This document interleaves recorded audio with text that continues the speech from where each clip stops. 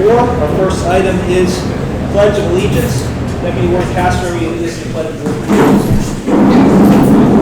I pledge allegiance to the flag of the United States of America and to the republic for which it stands, one nation, under God, indivisible, with liberty and justice for all. Thank you. Item 3 on the agenda this morning is announcements. We did not have executive session, so I don't have any announcements to make. Item 4 is approval of the minutes. We'll have approval of the May 16, 2024 meeting minutes. They've been submitted by the board secretary. Is there a motion to approve those minutes? So moved. Is there a second? Second. There's a motion and a second. Any discussion? Okay, hearing none, I'll call a question on the approval of the minutes. All those in favor signify by saying aye. Aye. Opposed, no. Ayes have it. All right, we'll move on to item 5 on your agendas, which is the monthly reports. The first one is the warden's report with our warden, Cheryl Steeberg. Good morning, everyone. Good morning. And thank you for being here and joining us. So, before I start, I want to remind everyone, prison stat is scheduled for Tuesday, August 13th from 1 to 3 p.m. And that'll be down at 150, the government building.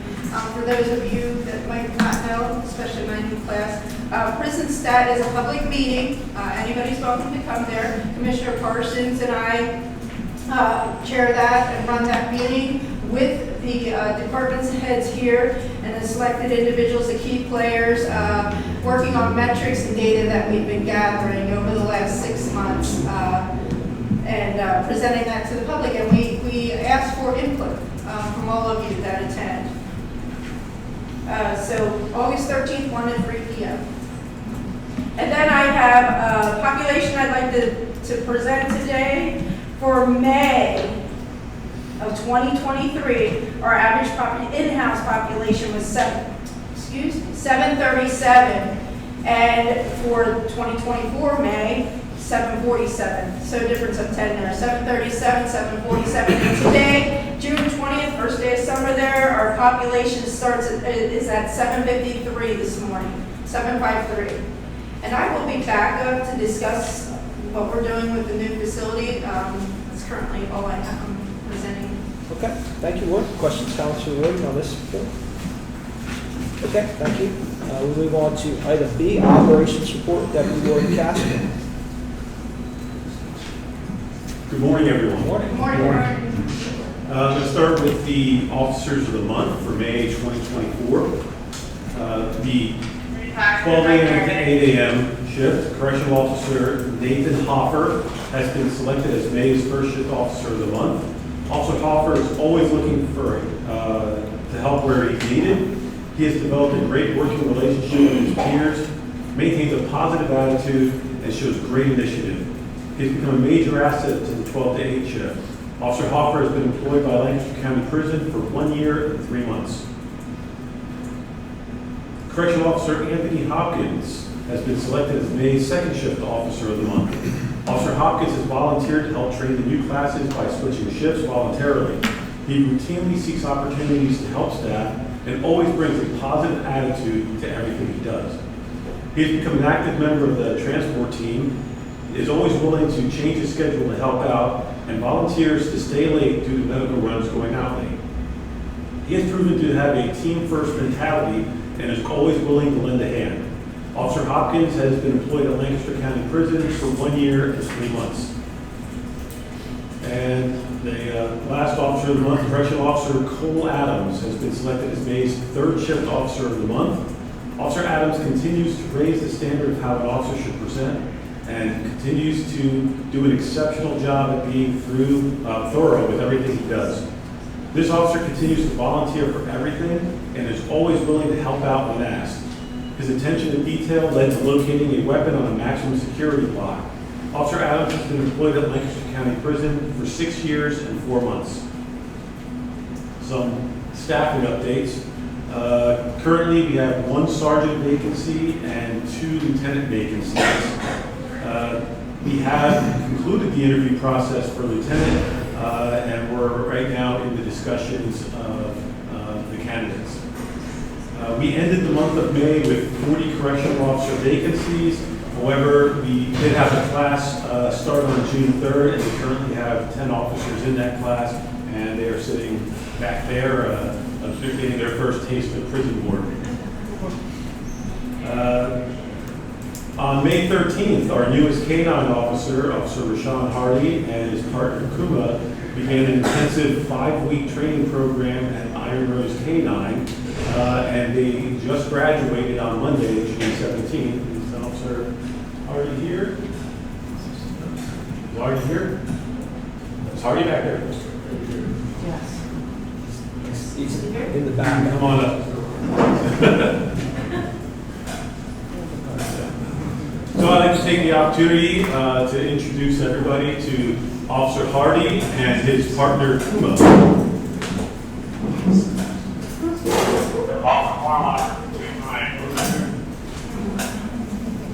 Hello, everyone. Officer Hardy, K9 Kuma. We just graduated. He gets a little, he doesn't like to wait long. It's okay. So a little bit about what you learned up there. It's okay. And what you're bringing back to the party. We learned a lot of,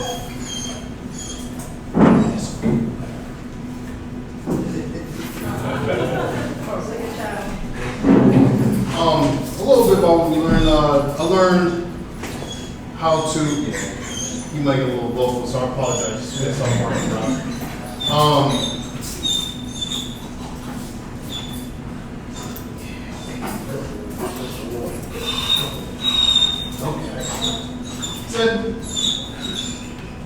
So we learn how to take care of the dog. We learn how to maintain security and liability at the school. We learned he knows how to do everything on command. He knows what to buy, he knows how to sit. I won't push it this time. I'm sorry, yeah, he's good. I'm just waiting for him to get a little vocal to calm him down. I'm sorry. New picture, new environment. Thank you, Officer. No. Here you go. Yeah, let's go. So over the next few weeks, correct me if I'm wrong, you're going to be training with the current K-9 staff, getting them accustomed to working with the other dogs, and familiarizing with the building, with the grounds. So when do you project that you guys will be up and running solo? Well, we're praying for the next few weeks. A few more weeks. So I want to give you guys an opportunity to meet Officer Hardy and Kuma. That's all I have for security and operations. I'm sorry, I wish I could say more.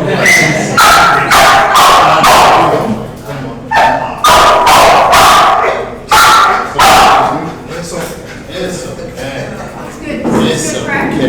Yes, he's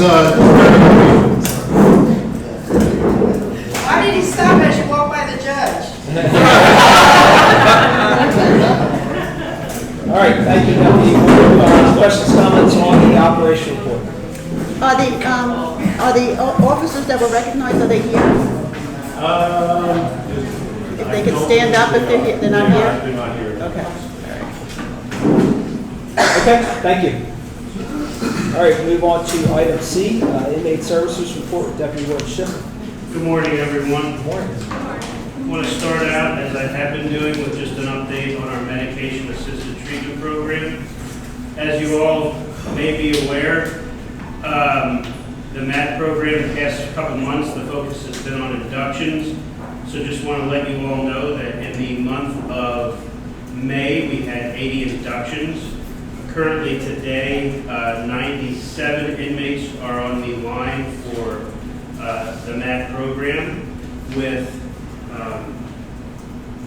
methadone being 15 of those individuals and buprenorphine 98 people on the line today. As of the full MAT program, 168 individuals for May participated in MAT services, and for the year, 580. We continue to operate this program. It continues to grow. If I haven't mentioned already, I believe the top number of folks that were on the line were 106 in the month of May. So it continues to grow quite a bit. We continue to work through any challenges we might have and just the increased numbers. We're continually adjusting how we administer the medication as far as doing it on housing units and in the gym, and trying to get through that process as quickly as possible every day while doing it safely. The next thing I have on my list, I am going to ask Marcos Ramos, our Director of Inmate Services, and our Reentry Manager, Christine Fu, will come up and give you an update on programming. They've been working hard on a lot of new programming and their efforts. Morning. Just wanted to give a brief update on where we are with our reentry services. As of May 1st, we have initiated Reentry Jumpstart. Heather, Pat, Pearl Mosley have been working closely with our intake specialists, Carolise Ortiz and Caitlin Garner, and they have expanded the intake orientation process. They have added in a risk needs assessment, which allows them to provide information to the individuals on resources, classes, referrals to programs and classes in the facility. They have started handing out intro to treatment books and journals to allow them to work through that first few weeks while they're here. Staff trainings are ongoing. We'll be working on incorporating the LSCMI into this process going forward once all staff have accomplished the training and are able to provide them. From May 1st when this started, they have met with 285 inmates total at their intake and provided these services. 207 of them were males, 78 were females. And since March 1st, Heather has been involved in 25 referrals to recovery houses with 16 placements into recovery houses. We continue to see this grow and look forward to what it can become. Any question for them? Is the risk needs assessment the same that probation is using, do you know? No, we have a brief risk needs assessment that allows us to work with them to start on reentry planning, allowing us to start Social Security cards, birth certificates, IDs, referrals for the community sooner than closer to release, so that they have those documents and they have those plans at release, ideally. The LSCMI probation approval is using currently, but in the process of switching to a different. Okay. So that is uniform. Will it be switching to yours? You know? You're looking at ORADs, right? Which is It's the a same- different one. Different, okay. Thank you. But the LSCMI is the same currently between both agencies. Say that again. The LSCMI is current with both agencies. Okay. And I'm going to have them stay up because we are going to next have a few staff come up so we can recognize them. But I do want to say about the reentry work that they're doing is tremendous.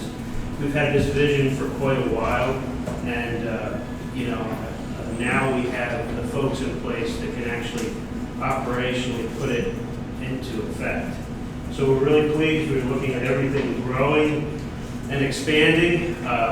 Obviously, it takes a lot of time. We're trying to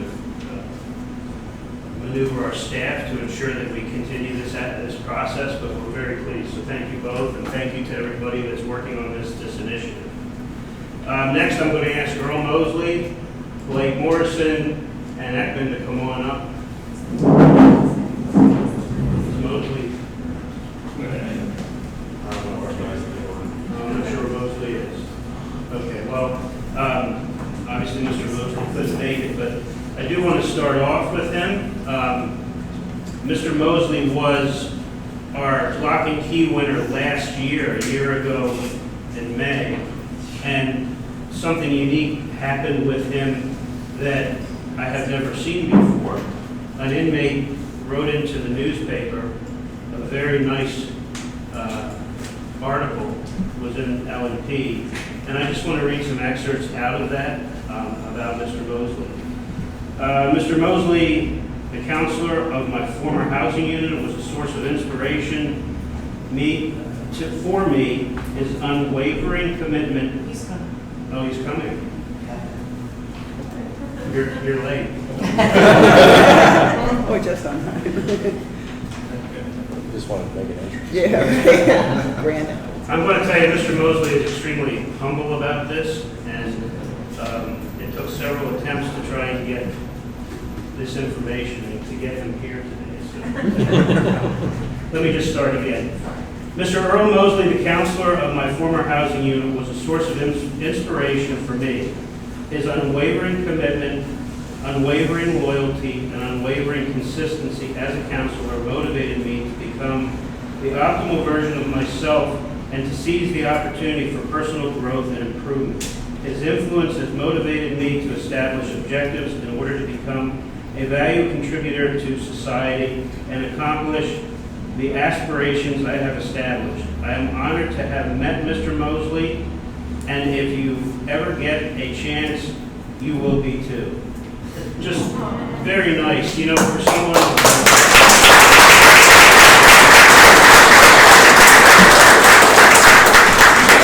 For an individual in here who is working on so many other issues and has obviously a lot of stress and anxiety probably about being in here and what his future holds, for him to take the time, I think really shows how Mr. Mosley's character and how he impacts people. Because honestly, at the end of the day, that's why we're all here, to impact folks in the institution, outside of the institution, make them better people for release, make the community safer, reduce recidivism. And I think Mr. Mosley, as our reentry counselor, reentry specialist, I think he embodies that, and I thank you very much.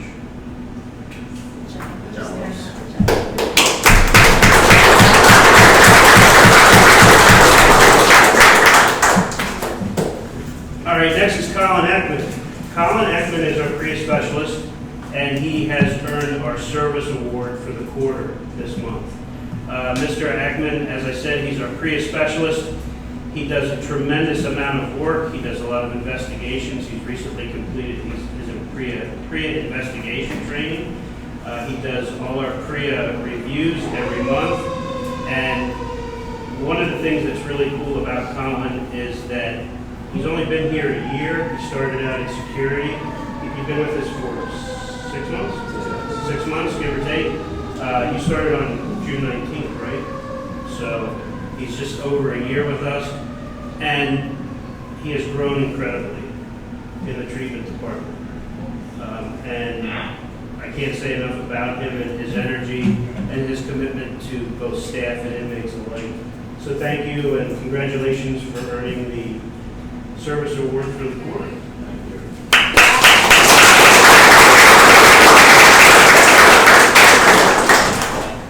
And last but certainly not least, and I'm going to ask Ramos if I forget something here. This is Blake Morrison.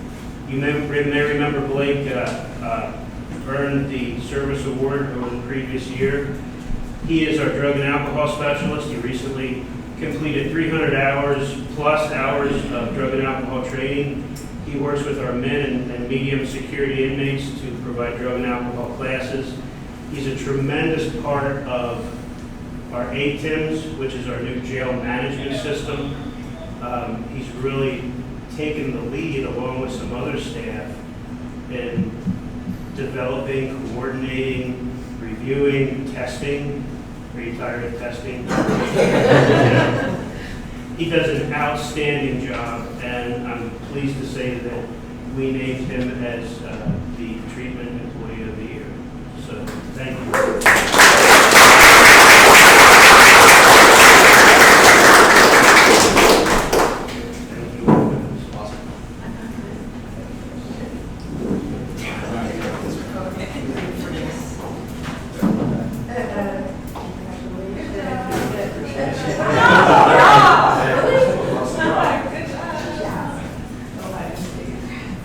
And again, I know I shared this before, but I think the world of all my staff, not just these three. We have developed into a very cohesive team, and it's a team that has skills and talents that we have never had before. But what I think what is more amazing is that my whole team has a tremendous drive. They're always moving and shaking all day long, doing their jobs and going above and beyond and doing those things that help inmates and staff be successful. So I thank them all. And that's all I have. Thank you. Questions, comments for Deputy Ward Schiffer? Yes, I'd like to publicly thank the prison staff. We recently had a drug court participant who has a very serious alcohol problem. And when she stops drinking, she obviously starts going through DTs and detox. And she was recently remanded to the prison, and the prison staff really jumped on it very quickly and got her the medication that she needed. A lot of people who aren't involved in this world don't realize that alcohol is the only drug that you can actually die from if you go through detox without the proper medication. And they were right on top of it from the beginning, and I just want to publicly thank them because they did a tremendous job. Thank you. Thank you. Thank you, Judge. Other questions, comments? Yes. I have some questions about the MAT program. Should I ask those now, or do you want me to do it after the other staff? You can ask your questions and you can make statements if you like, given that you've expressed an interest in litigating against us. I don't know how much we're going to answer.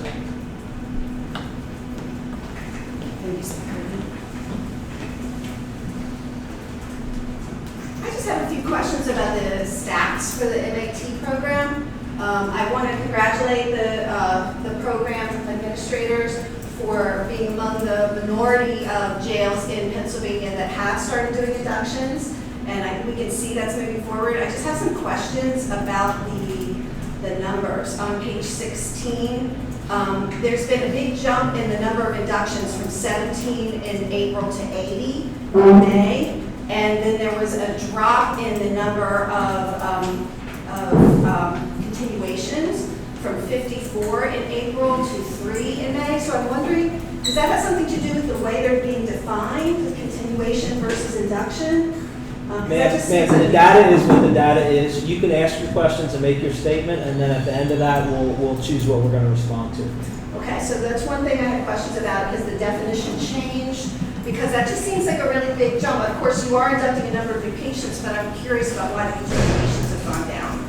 I noted that you used to have 10 to 12 people a month starting on long-acting naltrexone, Vivitrol, and that's dropped to 0. So I'm just curious if you have any comments about that.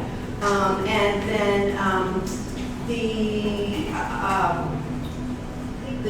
I do have a question about the number of patients placed in restraints number has not changed. So I assume you're not using that statistic to cover the patients that were being handcuffed in the MAT program. Can you give us an update on your use of restraints in the MAT program? We're not going to be addressing that, given that you've not only expressed an interest to litigate against the county, but you have actively sought people to litigate against the county. So we're not going to address that in this meeting. We will certainly review the data and see what we can get to you. And as you know, you can submit right to know requests at any time. Our goal is always to be as open and as transparent as possible, but when someone actively engages or expresses an interest to engage in litigation, then we do have a responsibility to the taxpayers to make sure we're handling that appropriately and with our counsel. Well, I agree that we do have a responsibility to taxpayers. I appreciate that you said that because I think as a taxpayer, we all want to make sure that the jail is following proper procedures. So as part of transparency, I would just like to know, and I think the public would like to know, Again, you can ask all your questions and then we'll decide how to respond. Okay, well, in the interest of transparency, I would like just a little more information about how things are moving on the MAT program. It's a very important program, as you know, and I congratulate you on your efforts to make sure that people are getting their life-saving medications in the jail. Thank you. If Deputy Ward Schiffer or the ward want to talk about any high-level matters with that, you're welcome to do that. But as far as details, given that she's expressed an interest in litigation, we're not going to go into details here. Okay, well, we'll review those questions and then see what we can get back. Are there other questions, comments on Deputy Warden Schiffer's? Yes, ma'am.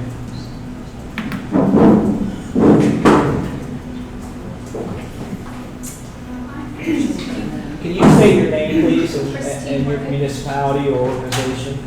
I'm just Where- county resident. Yeah, what municipality? Penn Manor. Okay, thank you. I just also possibly noticed a discrepancy in the schizophrenia spectrum and other column for May. It seems to have decreased to 15, and before that it was consistently in the 70s. So I was wondering if in fact that number has changed, or checks in the right report. I didn't hear what Schizophrenia Okay. and spectrum disorders. Can you say your last name again, please, for the minutes? Do you know that now, Deputy Warden Schiffer, or you want to take a look at I'm gonna that? have to take a look. All right, ma'am, we'll take a look at that, maybe get with you and see if we can get an answer for you on that. Okay, other questions, comments on that report? Okay, thank you. We'll move on to item D, the administrative report with Arlie Bratton. Good morning. Good morning. Make it short and sweet. It's cool. We continue to have 2 vacancies within our department and continue to try to fill those positions. We are in the midst of always report what statistic data that is being collected from us, and the census of 2024 census of jail report is being requested, and that's collected by the Bureau of Justice Statistics. And they are looking for information on jail population, facility characteristics, staffing, and other programs that we provide to our inmate population. This information, again, is collected by the Bureau of Justice Statistics. It's an annual report. The information will be collected with the as-of date of June 30th. And once that is compiled, then that will be submitted and available to the public. And that's all I have at this moment. It seems like we're not doing a lot with my staff. It's always working. Thank you, Arlie. Questions, comments for Arlie? Okay, thank you. Item E is facilities manager report. Bob Devonshire's not here, so Carmen Simone from the General Services Department is going to handle that. Good morning. Thank you. The department continues to work on the team for the new correctional facility project. From May 2024 work orders, we had 89, which is just a little bit below our 2024 monthly average of 97. 486 work orders for the year thus far, 2024, and 145 work orders per month is our running 5-year average. Thank you, Carmen. Questions, comments for Carmen? Okay, thank you. Item F is the financial report, Controller Lisa Blow.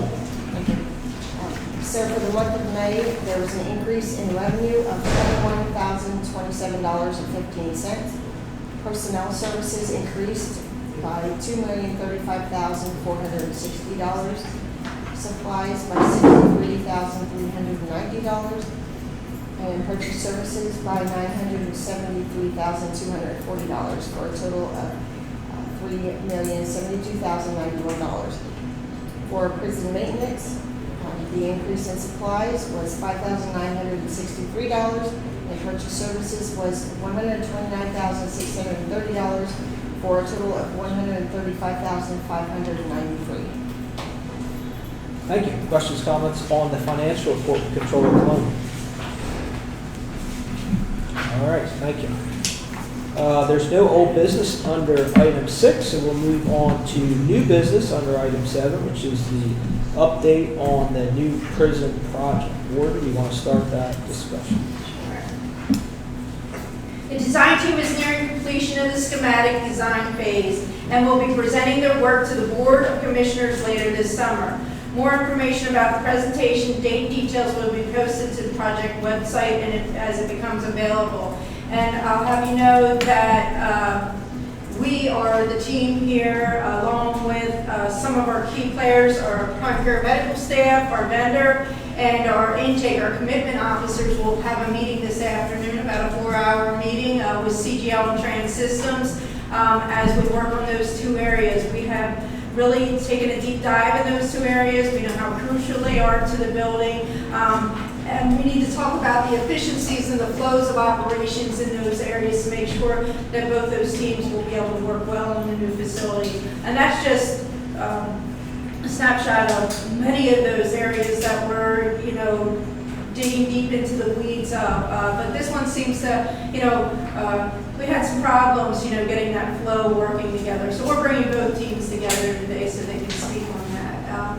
And we're doing these, we've done about 6 of these tabletops so far for the new facility. I don't know if anybody else. Thank you, Warden. Any board members have anything to add? I have a question. Has there been any update or additional information that we received around centralized booking? No, there is not. You mean from the chiefs of police or? No, actually, as I was sitting here, I received a text from Chief Goshen, who's spearheading the central booking committee, asking me to reach out to him when I get a chance. So I'm not sure what that's about. Okay, thank you. And the goal is to bring the first draft before the public, and that'll have to go before the prison board and the board of commissioners, whether we do that at a joint meeting as we've done before, or we bring it before each board separately. We'll have to figure out, and we'll certainly give the public plenty of warning on that, because I know there's a lot of interest on that when the first draft comes out, and then we'll have to work through that, take public comment, have plenty of time for public comment, and continue on with drafts from there. Yep. Other comments or questions? Anyone have questions, comments on that? Yes, ma'am. Yeah, Michelle Batt, Lancaster County. I just have a quick question about the draft that's expected. I know there was some discussion about building in a phased fashion, and some question about whether it would be possible to build smaller than even the 1,000 beds that has most recently been discussed.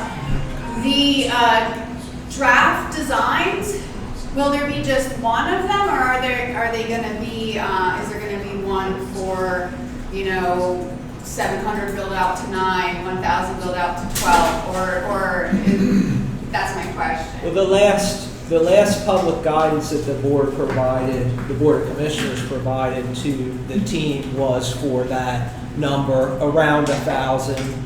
Could be a little under, could be a little over, but that was essentially the last guidance, as you know, because that's the last time we talked publicly about it to them. So I anticipate there'll be a draft of that. There won't be multiple different drafts.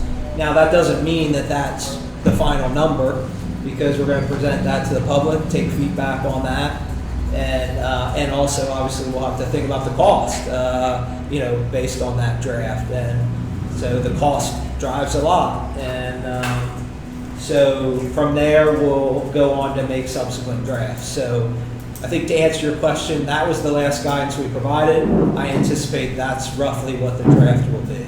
Thank you. Other questions, comments? Okay, thank you, Warden. Thank you. Look forward to that anxiously. All right, we'll move on to item 8, business from guests. Are there any guests who wish to address the board? Tim. Just wondering if Judge Ashworth could say anything about Judge Spahn's project. Is there any updates on the review of judicial procedure? Yeah, as indicated, I appointed Judge Spahn to work with a committee to evaluate the functioning of the court system to see if we can make any changes. He tells me that they've been meeting regularly, and in July we are making some modifications to expedite things. The plan, because obviously it's a huge undertaking to make some significant changes, they're going to be implemented beginning in the first of the year, long range. And probably the biggest focus is going to be what we refer to as a fast track for misdemeanors, to be able to expedite those cases, to resolve those cases, so that we can get to the more serious matters and not clog up the trial terms with cases that can be otherwise disposed of. So that's where we are. will there be an opportunity to get more detail for the first of the year, like roughly when do you anticipate having it finalized? As we begin to make or begin to implement the changes, they will be made public. Thank you, Tim. Other questions, comments? Anything else from the board? I just want to thank the staff. I know we're into the difficult season of the summer. I want to thank the staff and the whole team out here for their work. Glad to see the new members of the team and look forward to having you as part of this organization. If there's nothing else, I'll ask for a motion to adjourn. So moved. Is there a second? Second. There's a motion and a second to adjourn. All those in favor of adjourning signify by saying aye. Aye. Opposed, no. The ayes have it. Thank you all. Thank you.